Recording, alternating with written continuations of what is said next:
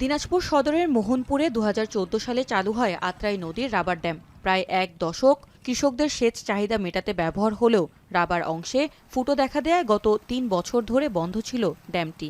ফলে শুকনো মৌসুমে সেচ সংকটে পড়ে সদর ও চিরিবন্দর উপজেলার ৯টি ইউনিয়নের প্রায় ৬,০০০ হেক্টর জমির কৃষকরা।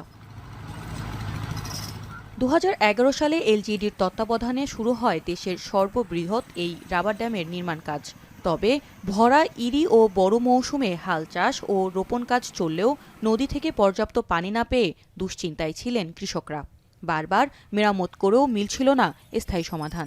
গত ২ বছর ৩ বছর ধরে নষ্টের কারণে আমরা পানি সেচ দিতে পারি নাই। লিক গুলো ভালো করার পর থাকে না, নষ্ট হয়ে যায়, আবার পানি বাইরে হয়ে চলে যায়। রিপেয়ারের কাজ হচ্ছে, পানি আটকেলে পানিটা বেশি উঠবে, কারণ খরচ কম হবে, বিল আমাদের কম উঠবে। রাবারের কাজ ভালোভাবে হয়, এই আর কি। আমরা কৃষকেরা যেন সামনে দিনে ভালোভাবে চাষ করতে পারি। তবে এবার এলজিইডির সমন্বিত পানি সম্পদ ব্যবস্থাপনা ইউনিট প্রকল্পের আওতায় ড্যামের ক্ষতিগ্রস্ত রাবার সম্পূর্ণভাবে প্রতিস্থাপনের উদ্যোগ নেওয়া হয়েছে। চীন থেকে নতুন রাবার এনে স্থায়ীভাবে ড্যামের কাজ করছে একটি ঠিকাদারি প্রতিষ্ঠান। আগামী এপ্রিলের মধ্যে ড্যামটি পূর্ণ সক্ষমতায় চালু করা সম্ভব হবে বলে আশা ব্যক্ত করেন উপজেলা প্রকৌশলী। এই প্রযুক্তিগুলো হচ্ছে বাইরে চায়না, এবং এগুলা দিলে রিপেয়ারিং হচ্ছে। আগের কাজগুলো ড্যামেজ হয়ে গেছে আমাদের রাসায়নিক সার পানির বেশির কারণে।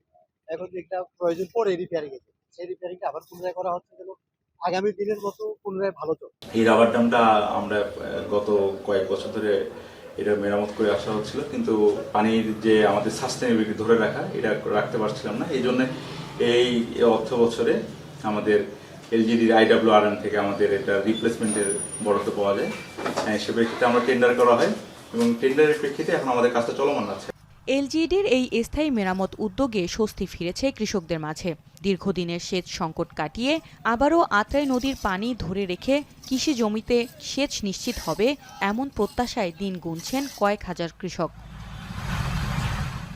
এখন দিনাজপুর।